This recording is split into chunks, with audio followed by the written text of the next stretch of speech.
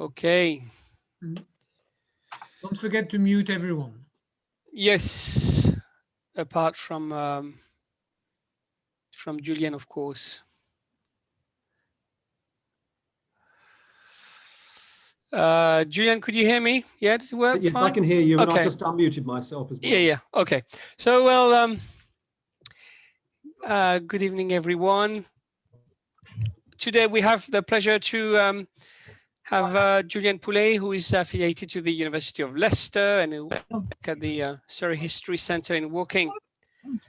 There's still people talking. Who could it be? Last week we had Philippa Levine, and she mentioned an unexpected side to some 19th century antiquarians, namely their taste for naked bodies. And but today, Julian is going to talk about the Nichols, a London dynasty of printers, booksellers, and antiquaries, and the amazing database he created on their paper and correspondence. And he kindly provided a link to the database. Less studied than intellectual celebrities, the Nichols belong to these cultural brokers who were bringing general knowledge to a larger public on politics, science, history, genealogies, topography, and so on. They were part and parcel of what John Brewer called the pleasures of imagination.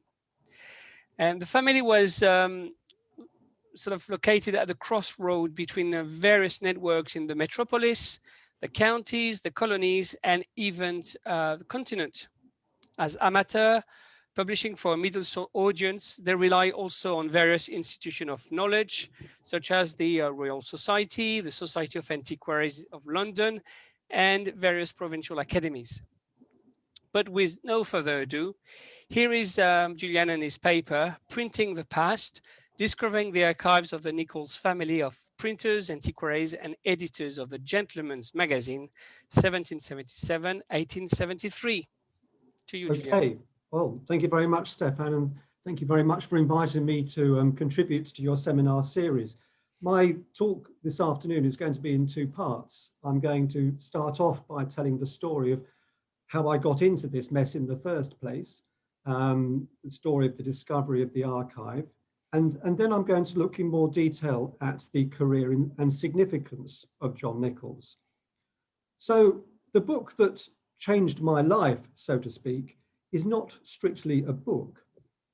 I'll just move my slides onwards. There we are.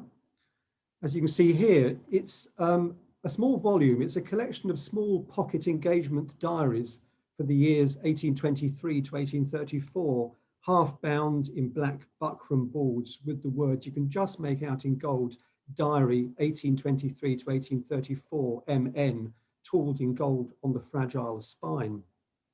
Frankly, I nearly missed it when browsing in a poorly lit corner of Keith Fawkes' Hampstead bookshop late one Friday afternoon in February 1982. But holding it open near a window, I could see that the pages of each diary were full of tiny handwriting recording daily engagements, activities, and expenses throughout the year. Each diary was different. The volume opens with the Royal Engagement Pocket Atlas for 1823, published by T. Baker and illustrated with scenes, as you can see here, from Sir Walter Scott's The Pirate, drawn by Thomas Stoddard and engraved by Romney. The title pages of the other diaries are not included, but they follow a similar printed template of weekly engagements, memoranda, and cash accounts. These showed that whoever had kept these little diaries was a young lady, had pocket money to spend on gloves, sheet music, and pictures for her album, and enjoyed visiting Vauxhall Gardens, the Diorama, and Astley's Amphitheatre with her family. Clapham, Westminster, and Hammersmith were all mentioned, as well as Hampstead, where she was at school with the Mrs. Constable, likely to have been the daughters of John Constable, the artist. At that time, I was an undergraduate reading medieval history at Westfield College, part of the University of London, in preparation for my intended career as an archivist. And at £6, This sounded a bit costly for a diary like this when there was beer and socialising to be enjoyed over the coming weekend. So I returned the tiny volume to the shelf and walked out of the shop. Over the weekend, I discussed the volume with my friends in the Flask, the pub just across the road from the bookshop. It was clearly of local interest to Hampstead and London, but more importantly, learning to read a tiny 19th century hand would be quite useful for my planned career. So I was Keith Fawkes's first customer on Monday morning, after which the volume sat quietly on my own bookshelves while I studied for my degree and postgraduate diploma. It was 4 years before I finally read and transcribed these diaries. The writer does not give her name, but there were clues. Visits to her grandfather Baker in Hampstead, gifts from her grandfather Nichols, and magic lantern shows at home by her brother John gave something to go on. But it was not until I read a short article on the Gentleman's Magazine in a journal called The Local Historian that I realised what I'd found. The article provided an account of the Nichols family, who for 3 generations, between 1778 and 1856, edited and produced the Gentleman's Magazine from their business in first Red Lion Passage in Fleet Street and after 1819 from 25 Parliament Street in Westminster. John Nichols, his son John Bowyer Nichols, and grandson John Gough Nichols combined their printing contracts for Parliament, learned societies, and a host of private clients with successful research interests in antiquarianism and literary biography. John Nichols had known Samuel Johnson. He was the county historian of Leicestershire and mapped the literary lives of the long 18th century in his literary anecdotes and literary illustrations. Bowyer Nichols shared his father's antiquarian interests and printed most of the great Georgian county histories. And Gough Nichols had pioneered the study of autographs and helped to establish many of the 19th century's record publishing societies. Reference to the Dictionary of National Biography showed me that Bowyer Nichols had married Eliza, daughter of John Baker, an apothecary in Hampstead. Their 5 daughters and 3 sons matched the number of siblings mentioned by my diarist. Subsequent reference to the baptism register of St. Bride's Church in Fleet Street showed that the person who'd written my diary was Mary Ann Iliffe Nichols, and that she was born on the 5th of April, 1813, making her just 9 years old when she started keeping this diary in 1823. My discovery became an absorbing hobby, relentlessly pursued in my spare time, identifying many of the people mentioned in the diary through the DNB and the letters, articles, and obituaries in the Gentleman's Magazine. What fascinated me was how Mary Nichols's brief diary entries showed the extent of the overlap between her family's business, their research interests, and their personal lives. Mary Nichols's diary entries are generally short, as you can see here, but they allow us to map the networks and show social world of her family and chart the development of her own interests in antiquities and autograph hunting. By 1834, the last pocket diary in the volume, she was 21 and increasingly stifled by the cramped printed templates of these pocket notebooks. Her visit to Hastings later that year refers her reader to her journal, in which she would have had more freedom to describe the churches she was visiting in the company of her father and brother. The volume ends abruptly on the 21st of December that year, the last few pages having been lost. I was left with a host of unanswered questions. Did she continue to keep a pocket diary? Where was her Hastings journal? Did she keep any further journals throughout her life? Did she marry, have children? When did she die? She mentioned in her diary for 1831 that Daniel Maclise had painted a family portrait of her and her siblings, and that it had been exhibited at the Royal Academy. Where was it now? I was dying to know what she looked like. And what of the provenance of the volume I'd found? How did it find its way into the Hampstead bookshop? And crucially, were there other Nichols business and family records that might help my research? Well, the answer to the last of these questions was quickly found. At the end of the run of the Gentleman's Magazine in the British Library, I found a copy of James Quist's account of the family's annotated set of the magazine at the Folger Shakespeare Library in Washington. This had been sold by Sotheby's in 1874 in their dispersal of the library of Mary's brother, John Nichols, after his death at his home, Holmwood Park, near Dorking in Surrey, the previous year. These volumes, full of annotations and inserted material which help to identify hundreds of otherwise anonymous contributors to the magazine, are accompanied by several thousand letters accumulated by Nichols as editor. The indexes at the National Register of Archives also listed other major collections of Nichols' papers at the Bodleian Library, John Rylands University Library, the British Library, the Beinecke Library at Yale, and the Butler Library at Columbia University in New York.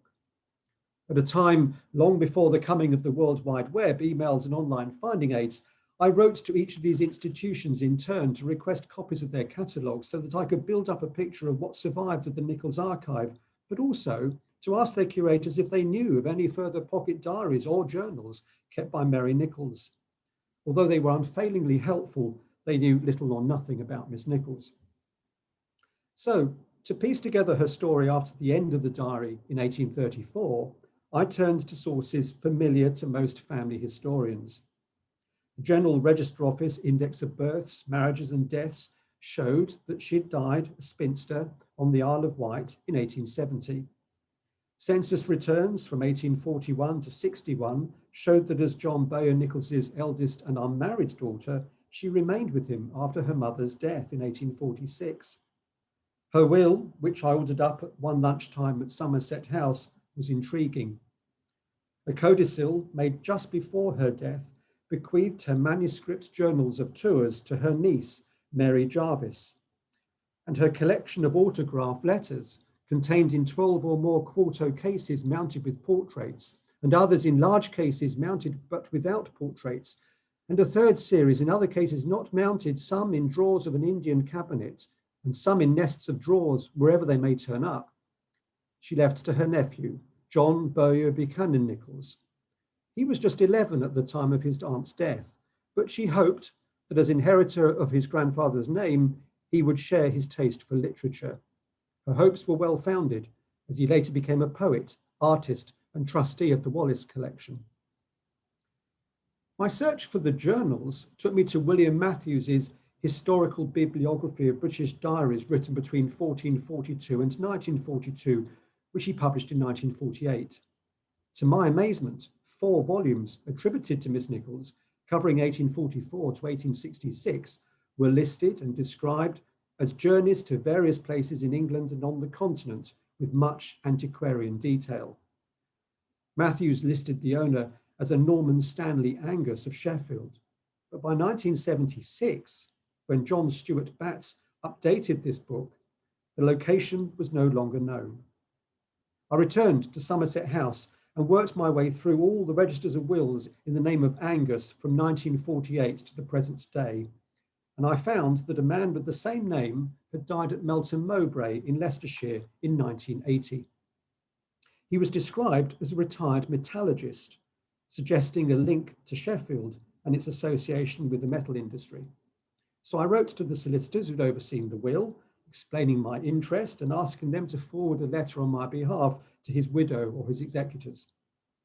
A few days later, I was telephoned by Mrs. Angus, still living in Melton Mowbray, who treasured the 4 volumes that she and her husband had bought together in a bookshop before the war. They had no idea who'd written them, but he often read extracts to her or from them, and they enjoyed looking at the architectural sketches and early photographs of Oxford that they contained. She allowed me to borrow them and transcribe them and index them in just the same way I'd done with that original pocket volume. Shortly before her death, in 1994, Mrs. Angus presented them to me. They provide a vivid account of what Mary Nichols called her architectural pilgrimages in England and Europe. Many of these journeys were made with her father, though on a trip to Salisbury and Stonehenge in 1854, they were joined by John Britton. Miss Nichols took hurried notes on the way, later working them up using her father's enormous topographical library of antiquarian works, county maps, brass rubbings, and illustrations. Throughout the early 1990s, as an archivist at Surrey's County Record Office, I was deeply involved in rescuing the records of Surrey's former psychiatric and learning disability institutions, which were closing down as part of the government's drive to end long-term institutional care and encourage more care in the community. One of my survey visits took me to the Royal Earlswood Hospital in Red Hill, a huge institution established in the 1850s to care for people deemed, in the terminology of the day, to be idiots or imbeciles. I arrived a bit too early, and a member of staff who offered me coffee asked me how she might begin to research the history of her house, Holmwood Park, near Dorking. Our mutual astonishment can only be imagined. She had found someone who knew more than she ever dreamed possible about the Nichols family who'd lived in the house from the 1860s until the mid-20th century. And I was now given the opportunity to visit the very house from which a significant part of the once vast library and literary collections accumulated by the Nicholses had been dispersed. Though damaged when used to billet Canadian soldiers during the war and now divided into apartments, much of the original fabric, including some stained glass collected by John Nichols, still remained.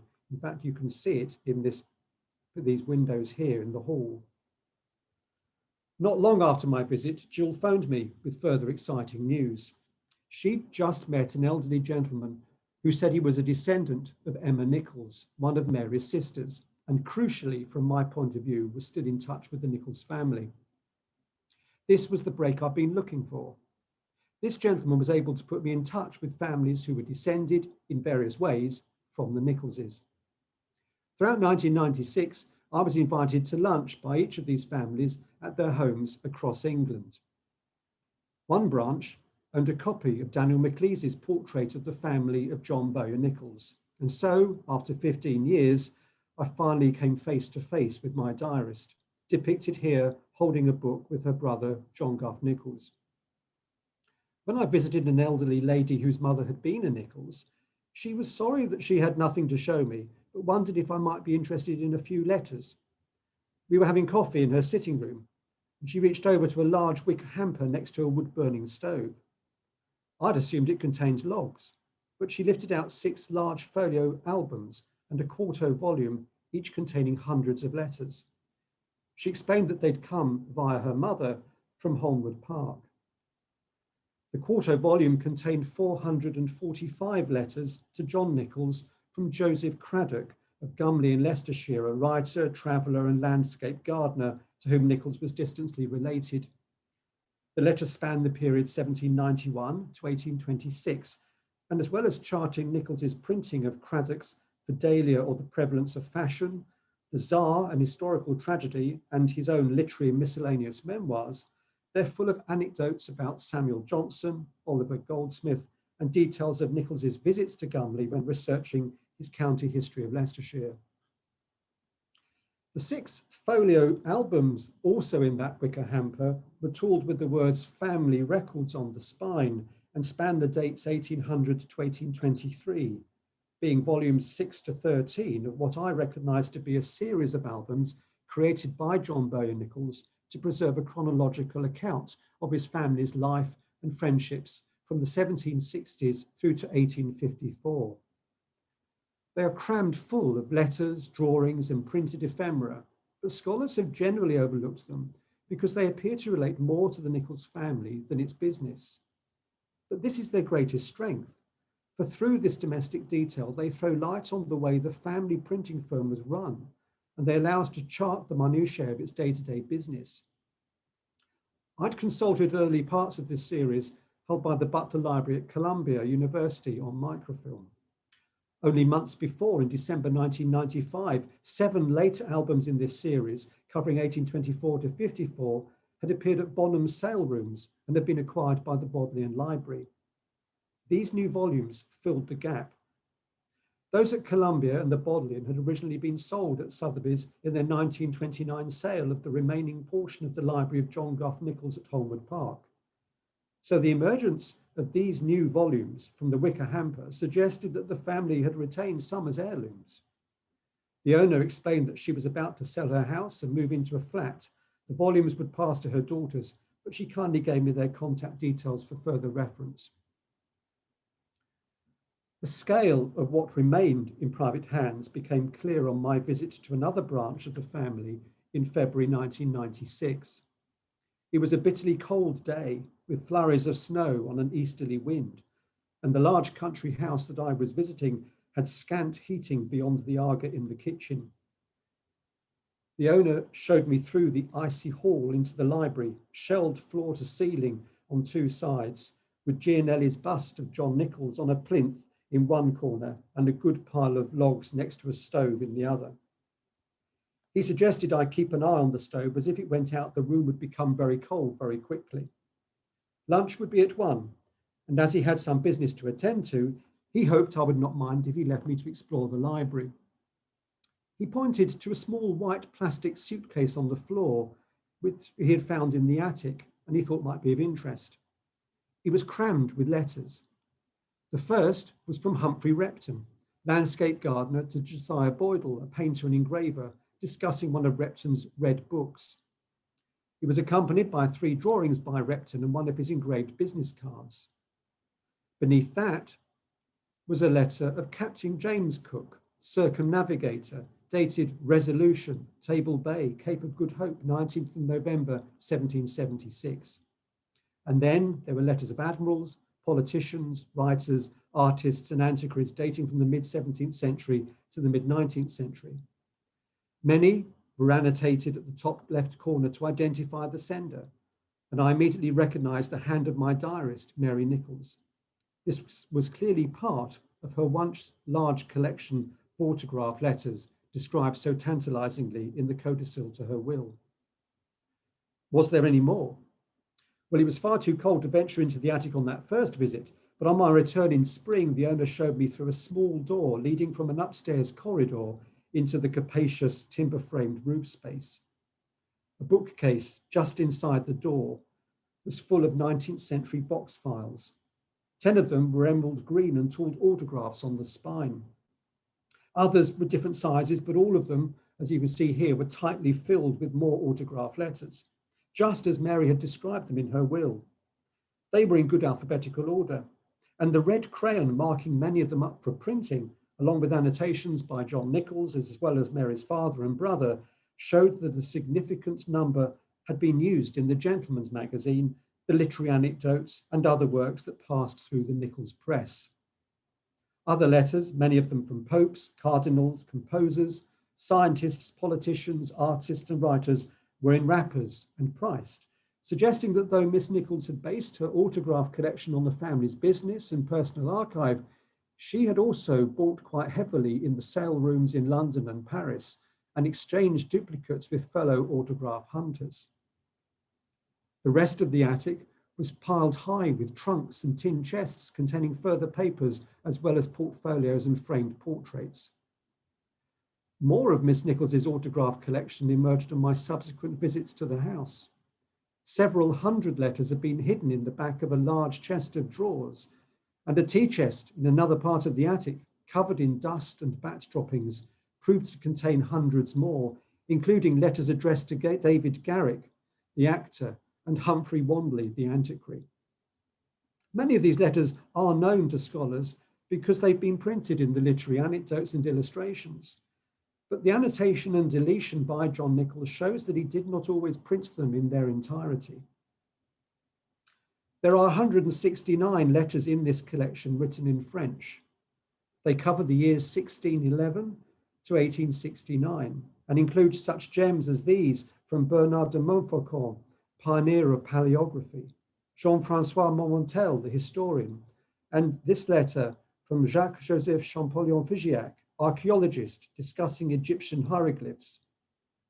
Other French highlights include letters from Jean-Philippe Baratier, astronomer and philologist, Pierre-Louis Moreau de Maupertuis, mathematician and philosopher, William Herschel, astronomer, Carl Peter Thunberg, a Swedish naturalist, Jean-Pierre Blanchard, balloonist, Frederick William II, the King of Prussia, Louis Daguerre, pioneer of photography, and Charles-Louis Gounod, the composer. I had been looking for further diaries, journals, and artworks of Mary Nichols, but I'd found previously unexplored parts of her family's archive instead, clearly of significance for scholars interested in the history of the book trade, antiquarianism, collecting, and European cultural life throughout the long 18th century. These discoveries inspired me to design a database which would enable me to manage detailed calendars of every letter I'd found in these collections, so that scholars working on the wider Nichols archive could see those letters in context with this privately owned material. This slide shows a typical record from my database with my calendar of Montfaucon's letter. I can then index these in limitless ways while still retaining the original structure of the archive just as it had been left by its creators. So here we see a screenshot showing 4 of the 83 letters between John Nichols and John Herrick of Bow Manor in Leicestershire. They cover the period 1791 to 1820, and they're now divided between the Bodleian Library, Yale, Rutgers State University Library, and 2 private collections. But here they can be reassembled on the database. Each of the major private collections has now been calendared, totaling about 7,000 letters. And as I'm now adding details of Nichols letters held by over 100 libraries and archives across the world, the database currently contains nearly 20,000 records, allowing these epistolary conversations of 3 generations of the Nichols family with the clients of their printing house, fellow members of the book trade, antiquaries, artists and engravers, as well as family and friends, to be reconstructed, even though the originals are widely dispersed or in private hands. Well, so much for the discovery of the archive. In the second part of this paper, I'd like to explore what it can tell us about the Nicholses as printers, antiquaries, and editors of the Gentleman's Magazine.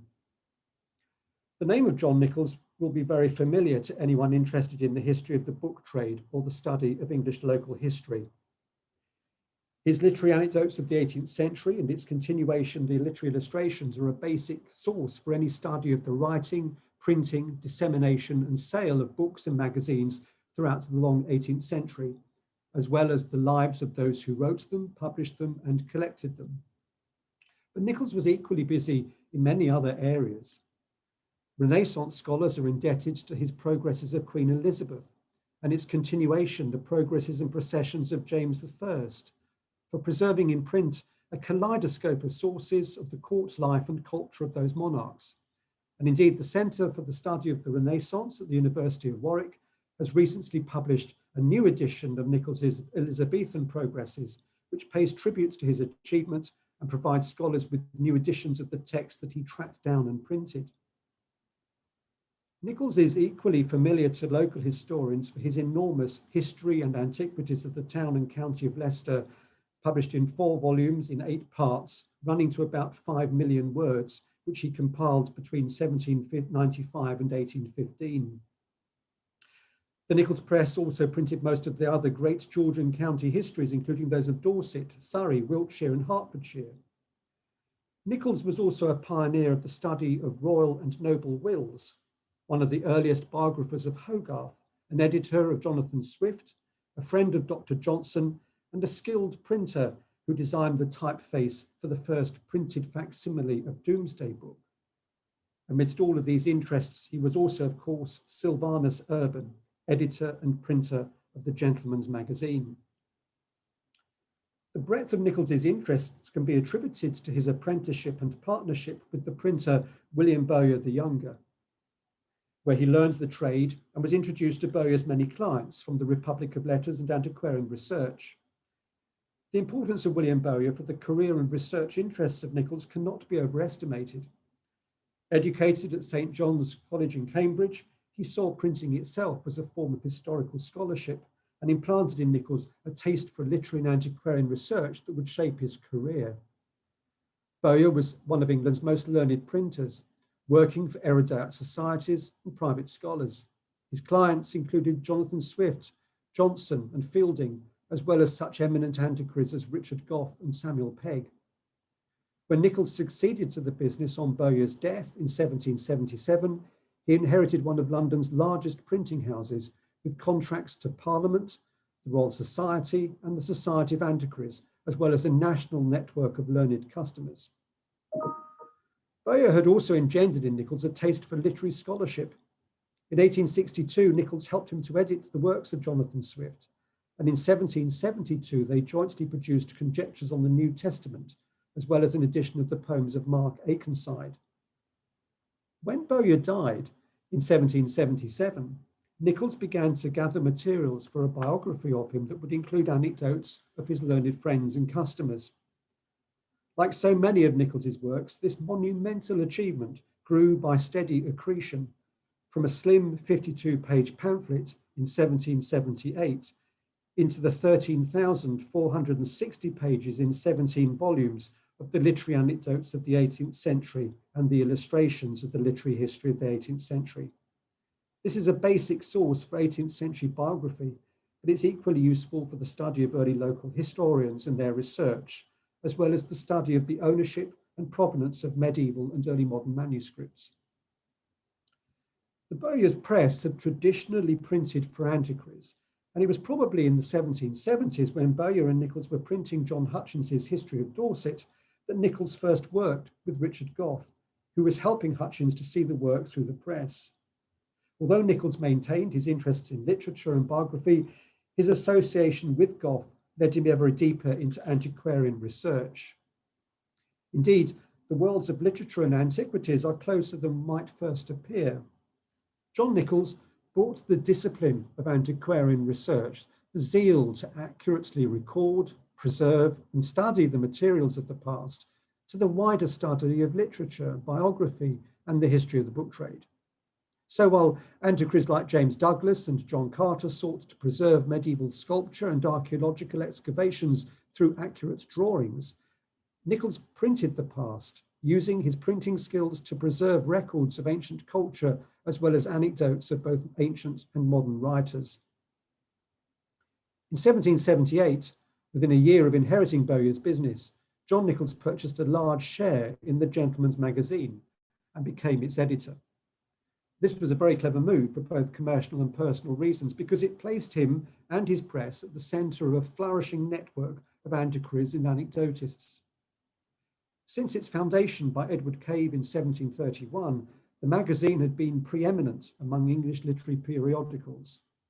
It was the first magazine in the modern sense of the word, mixing articles from other publications with news, reviews, and letters to the editor, always known as Sylvanus Urban, from a large and national readership. The association of the Nichols Press with the magazine was to prove crucial to its success and to the accumulation of so large an archive.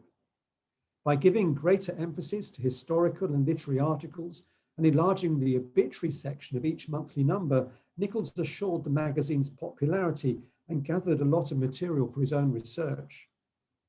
But beyond the printed pages of the magazine, Nichols's reputation for editorial fairness and reliability led people to trust him with their own letters and papers, perhaps knowing that by seeing their unfinished work into print, their posthumous reputation would be in safe hands.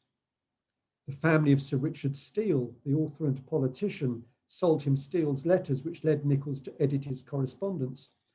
And the author George Harding and the antiquaries Samuel Pegg and Richard Gough all made him their literary executor, thereby greatly increasing Nichols's personal archive and providing them raw materials for many of his own literary and antiquarian publications. Nichols collected so much material from the families of the deceased that the satirical poet John Walcott, who wrote under the name of Peter Pindar, called him a death hunter, but this is unfair. The obituary columns of the Gentleman's Magazine now form a body of biography for which the contributors of both the old and the new Dictionary of National Biography owe Nichols a huge debt. The Oxford DNB lists the Gentleman's Magazine as a source over 5,000 times, and Nichols himself is cited on 1,500 occasions. The editorial experience that Nichols acquired as editor of the Gentleman's Magazine ensured the success of his own publications, enabling him to forge links throughout the country with those who could undertake local research on his behalf. Both Nichols and his readers used the magazine in the same way that many of us now use listservs and social media. An inquiry posted in the correspondence pages of the magazine would prompt a host of replies from around the country, some of which produced further correspondence off list, through which Nichols could draw deeper from his correspondence knowledge. His ingenuity as an editor is evident in the appeals he would make in the magazine, hiding behind one of his many pseudonyms for local or genealogical information. Readers often found that a simple letter to the magazine commenting on an article or a review resulted in proof sheets of Nichols's latest project being sent to them for further comment as he eagerly sought to draw them into his own research. This zeal to chronicle the works of William Bowyer and his clients, to preserve in print the fugitive writings of authors shunned by the canon of literature, and to collect the letters and antiquarian collections of his contemporaries is the hallmark of Nichols's career. In 1825, he admitted to William Upcott, autograph collector and librarian of the London Institution, that he had since infancy been a pack horse to literature. And when he died in the following year, he bequeathed his family a working archive of many thousands of letters and papers that they were able to preserve and use and add to throughout the next 50 years. John Bowyer Nichols and John Gough Nichols continued to edit and print the magazine until 1856, fastidiously collecting memoirs and papers of their contemporaries and maintaining the family friendships with the book trade in London and the provinces. Just as John Nichols had collected the autograph letters of his contemporaries in the 1820s, so his daughter's son and grandchildren, in building their own collections, plundered his papers after his death and added similar examples to them. By the 1840s, the Nichols Library at their home, Chancellors by the Thames in Hammersmith, which you can see here in a sketch by Mary Nichols, described by one visitor as a charmingly untidy, comfortable sort of room, must have been literally heaving with papers. And the date of much of the annotation upon these surviving papers suggests that it was during the 1840s and 50s that John Bowyer Nichols arranged the family archive into the series that survive today. The Nicholses were one of London's largest printers, and their papers tell us much about the London and the provincial book trade. But the archive also includes correspondence with the draftsmen and the engravers who supplied the plates for the Gentleman's Magazine and other works that passed through the Nichols press. It is to their skill that we owe so many prints of buildings now either destroyed or drastically repaired by later generations. All too often, they remain shadowy figures who left little behind them besides their graphic work. John Nichols, however, kept a great deal of his correspondence with these draftsmen, largely because it recorded his financial obligation to them, but also because many of them shared his own interests. James Peller Malcolm is typical. Though a regular contributor of plates to the magazine and author of several antiquarian works, Malcolm's financial situation veered precariously between impoverishment and the debtor's prison. The Nichols Archive shows that he was regularly rescued from financial disaster by the cunning generosity of John Nichols. His letters to Nichols list the drawings he made for him in return for financial lifelines. Rather than treating these as loans, Nichols saw these cash injections as debts of gratitude that tied Malcolm closer to his press and his own projects. Rosemary Sweet has used these papers to show how Malcolm would beg advances from Nichols on the strength of drawings not yet completed that the ingenious printer could then use in the magazine or his History of Leicestershire. On the 5th of March, 1792, Malcolm reported from Leicestershire that he'd made 70 drawings of brasses and monuments, but he needed an advance to pay for lodgings. And 2 years later, he begged a loan of £13 to cover a crisis precipitated by the rent and the butcher's bill coming in at the same time as a fine for infringing the Hair Powder Act. Without Nichols's help, Malcolm would have been bankrupt. Without Malcolm's dependence on him, Nichols's printed works might not have been so abundantly illustrated. Another draftsman similarly tied to Nichols was Thomas Praton, who Nichols described as our ingenious but unfortunate correspondent when he supplied the magazine with a first-hand account and drawings of the inside of the Marshalsea debtors' prison in Southwark when he was imprisoned there in 1802. He was a respected engraver based in Clerkenwell and had been working for Nichols since at least 1792, earning good money by engraving plates for the magazine. His letter to Nichols explains how a nervous fever An inflammation of the eyes had prevented him from working and thus led to his confinement in what he called this mansion of misery. Although Nichols paid him for the drawing, it was clearly not enough, because he was still there in 1804 when he sent further pictures of the prison asking for more financial help. But just how did Nichols manage to produce so many enormous books of his own during such a long career? In recent years, my research has focused on the production of two of Nichols's most significant works, his County History of Leicestershire and the Progresses and Public Processions of Queen Elizabeth. There's no time this evening to discuss both, but what I have to say about the Progresses applies equally to Leicestershire, because both works grew steadily together by accretion as new material came to light. The Elizabethan Progresses were produced over nearly 4 decades, from 1778 to 1823. In this pioneering work, Nichols assembled over 250 state, borough, church, and family manuscripts, and 854 rare printed tracts concerning the royal progresses of Elizabeth I and the entertainments that were held in her honour. It continues to be a fundamental source for Renaissance scholars, and when the team at Warwick were preparing the new edition for OUP, it took a global team of scholars using research libraries and internet search catalogues several years to reassemble his materials. With both the History of Leicestershire and the Progresses, Nichols made extensive use of the Gentleman's Magazine's readership to source the information that he needed. Between 1784 and 1826, I've counted over 60 queries about the progresses of Elizabeth that he submitted, usually anonymously, to the magazine. They allow us to chart the history of the progresses and understand its protracted publication. Typical of these are his inquiries for Elizabethan materials in 1820, when he wrote in under the name of Caradoc in October, and then answered himself as Antiquarius in December. In 1821, he used the magazine to inquire about the location of the manuscript of the 1578 entertainment at Osterley Park, published by Churchyard, and asked whether there were references to the Queen's visit in 1575 to Chartley Castle in Staffordshire.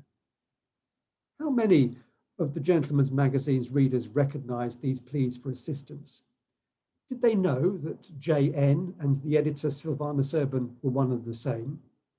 Did they know that Caradoc, Antiquarius, Hinckleensis, Eugenio, an old subscriber, Biographicus, and M. Green, the name of his second wife, were in fact all John Nichols? Beyond the magazine, Nichols used his many literary, antiquarian, business and personal friendships to gain access to manuscripts throughout the country. We can glimpse these helpers in the footnotes to his works, but the enormous archive of letters and papers that he accumulated allows us to map this network in some detail. This is highlighted by a comparison between Owen Manning and William Bray's History of Surrey and Nichols's own History of Leicestershire, which went through the Nichols press simultaneously. I've used the archive of Manning and Bray, now split between the Bodleian Library and Surrey History Centre, to identify their assistants. There are barely half a dozen of them. The Nichols archive, however, allows us to identify nearly 300 people who contributed to the History of Leicestershire. It's an extraordinary contrast, and it helps to explain how he was able to complete a task which would have defeated other men.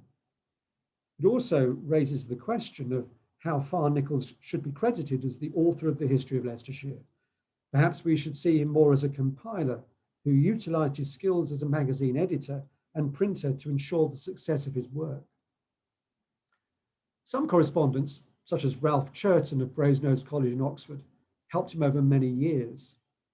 Although Nichols thanks Churton in the preface to the Progresses for supplying details of the Queen's entertainment at Harefield, their letters show that he'd been supplying Nichols with Elizabethan transcripts since at least 1784, and a copy of the letter that he'd sent there for Babington had written for the Queen from prison. The copy, I hope, is sufficiently legible, he told Nichols, but it's not as fair as I could wish, the gentleman who wrote it not having attended to the spelling, and having other business on my hands, I thought it less trouble to correct the mistakes than to transcribe the whole. This raises important questions concerning the reliability of Nichols's texts. Though Churton claims to have checked the transcript before sending it to Nichols, he admits he's not copied it all, begging the question of how close Nichols really was to the sources that he was printing. If the materials that he printed were flawed, and if no one thought to ask the right questions, then it's hardly surprising that modern editors find fault with his achievements. Nichols's correspondence chronicles the production of his books. Bibliographers have justly criticised Nichols for the maddening arrangement of his works. Indeed, the first edition of the Progresses of Elizabeth, intermittently produced over more than 3 decades and bedeviled by countless changes of pagination, is a prime example of how his methods can obscure his achievements. His contemporaries were often as frustrated by the chaos and repetition of Nichols's books as we are today. But it could also be argued that the steady accretion of his works as he added new materials added to their lasting value. As a printer, Nichols the historian could print materials as they came to hand, refining them through a robust framework of peer review. To be a correspondent of John Nichols or even of the Gentleman's Magazine was also to be a corrector of his press and a collaborator in his research. There was no privacy about his proof sheets.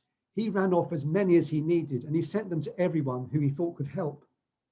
This was a luxury that only a historian who was his own printer could afford. These printed sheets became working copies, which when returned were cut up, pasted together, and put through the press again before being returned to their contributors for further amendment. Those drawn into this frenetic activity were often exasperated, but usually impressed. When Nichols printed 250 copies of the collections towards the history of Leicester in 1790, George Ashby commented on the uncommon and great advantage he had as a printer to be able to throw off in a few copies of such a large work in order to give the cognoscenti an opportunity of communicating their thoughts. Ashby could not imagine that any county history was ever wrote with equal advantage. But being able to set up so many sheets at once and keep them unworked off and send them about for correction is what I believe never happened before and must contribute wonderfully to the perfection. Nichols printed these works during downtime at his press. This kept his compositors employed, but it forced those correcting the sheets to return them promptly. With only a finite stock of printing types, Nichols could ill afford to hold his presses against the demands of parliamentary printing and the relentless monthly production of the Gentleman's Magazine. His collaborators found they had to work at his speed, and he worked fast. Alexander Chalmers remarked that from his youth he was quick at everything. He read with rapidity, he spoke quickly, and that whether in the reciprocity of conversation or in a set speech. He also wrote with great rapidity, but this he used jocularly to allow did not tend to improve his hand. Nichols's handwriting was and still is atrocious, largely because he rarely bothered to raise his pen from the paper until he'd reached its edge, and also because he recycled countless scraps of notepaper. In this slide, we can see his working notes for the county history of Leicestershire, indicating the reordering of paragraphs by numbers in the margin. He rarely supplied his compositors with pages of copy that he'd written himself. Instead, the manuscripts, transcripts, corrected proof sheets, and other scraps he'd received and assimilated were numbered in order and annotated by him, leaving the pressman to compose them. This is a particularly nice example. It's a letter from 1760 from Charles Mason, a geologist, to Andrew Du Carroll, Lambeth librarian and pioneer of Anglo-Norman studies. You can see here that Nichols has added his own editorial glosses and footnotes to the letter. He's then rearranged the notes supplied by Mason and Du Carroll and then numbered sentences and paragraphs so that his compositor can print them in the right order. It was printed in the Literary Anecdotes, where Du Carroll's endorsements to Mason's letter are incorporated silently into Nichols's introductory and linking texts. It's easy to see how any errors of reading or interpretation could easily pass unnoticed into the final text. And if you think this is a compositor's nightmare, how on earth would he have coped with Nichols's pedigrees of Leicestershire families, which grew in a similar way as names and dates were supplied piecemeal by a host of contributors? Again, Nichols's hand is at the top of this page, and slips of additions and corrections are then pasted onto it. I'd like to finish by looking very briefly at the Nichols Library. What books did he have on his shelves to assist him? Until recently, this would have been quite a tough question to answer, because when his library was sold after his death by Sotheby's in 1828, his books were mixed up with those of another gentleman. And so it's impossible to tease the two collections apart from the printed catalogue. This is where the private collections come into their own. Above the doorway in the library, in the private collection, I found a manuscript catalogue of his library compiled by his daughters prior to that sale. This wonderful document lists 1,464 titles that John Nichols kept in his library at his home in Highbury Place in Islington.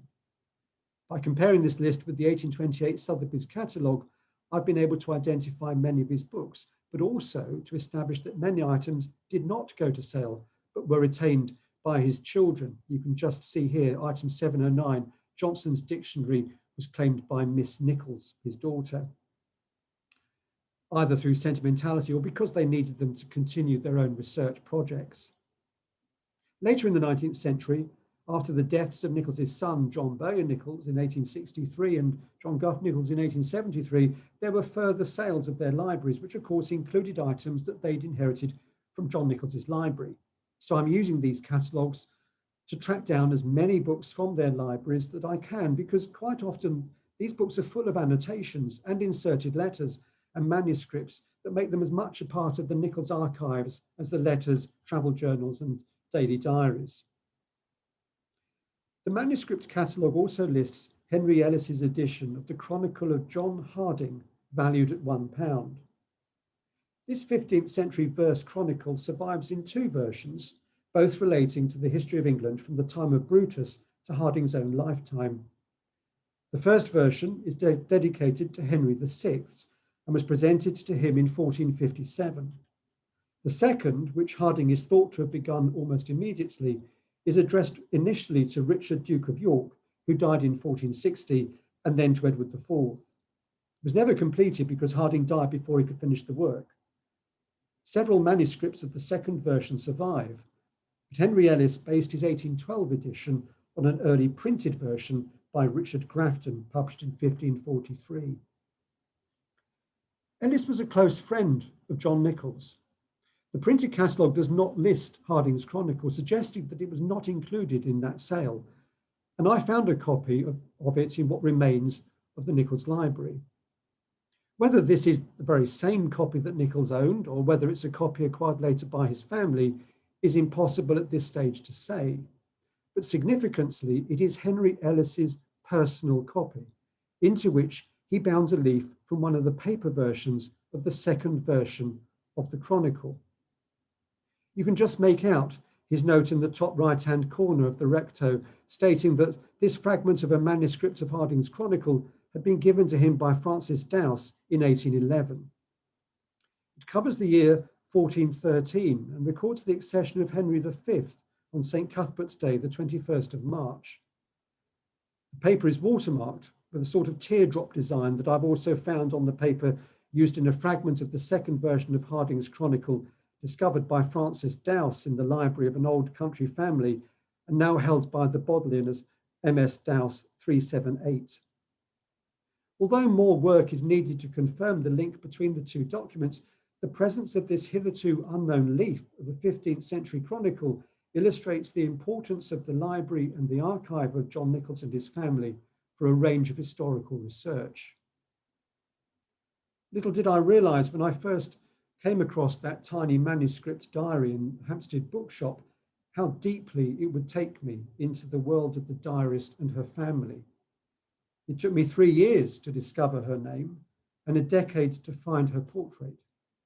My research has taken me to libraries and archives throughout the UK and America, and has led me to discover thousands more of her family's papers, diaries, and manuscript collections that have not yet been seen by scholars, and which shed important light on the history of printing, antiquarian research. I could just as easily have spoken this evening about John Nichols's early collection of newspapers, or how he researched his biography of Hogarth. I could have explored the value of the archive of the history of the London and provincial book trade, or discussed Nichols's contributions to Boswell's Life of Johnson. But what I hope I have done is share with you some of the excitement of my research and highlighted the research potential of this extraordinary and fascinating archive. Thank you very much.